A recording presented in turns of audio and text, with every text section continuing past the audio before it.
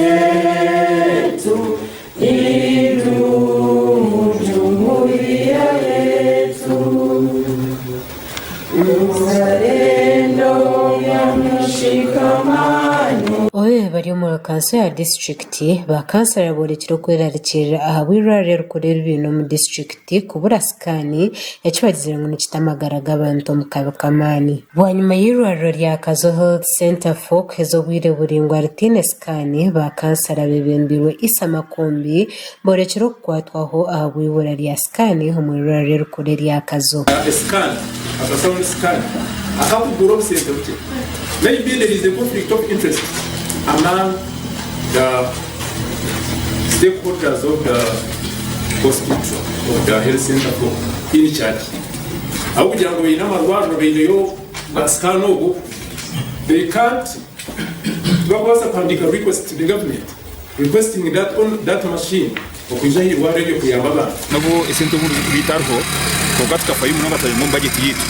Rekeho akantu kake agakwera kansara ko gahari yaba kutemba ko kapiki yakubona ho amashaka kamoto kake akavuga akayija gutwatira umurimo kutongoza ningo kutwanterezayo aha constituency yarkwedembera. Uri speaker wa Kazo district local government Dan Nahura na washabira abanyeshenge kureba ngo bafayo ukoreta ko maka ngo habo kubaha abantu bingi tora kubasa kushashura sente za skane ngo mbwenu babona babarahucere akoma ko kukebera enda z'abakazi irware riyona ko rukwigana trine com mbwenu ntushaba abamibazo bitwa permanent secretary Dr. Diana akaba yakaturaganisa haza abantu bitu tubine sente zo M2 ebiri kutwara harbaje kuza kukebeza mbwenu ntushaba permanent secretary members bitwa parliament ukureba mwafayo umwoga twagwaza chairman wa district na kao following up kureba ngo irwaro ritu rya Kazo haba hakoma ako kubasa kukebera abakazi bitu abayinenda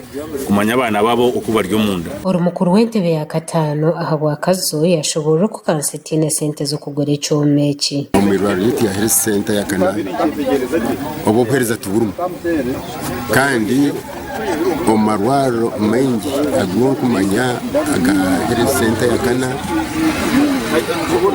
tigaru muskani tigaru mu x-ray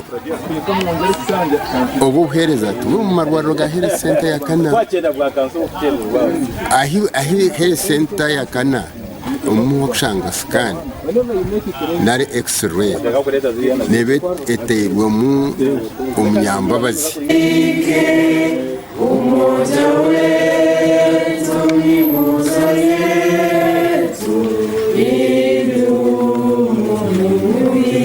gasha kwa sima na umumurikazo ahabwa Sky TV agenshonga.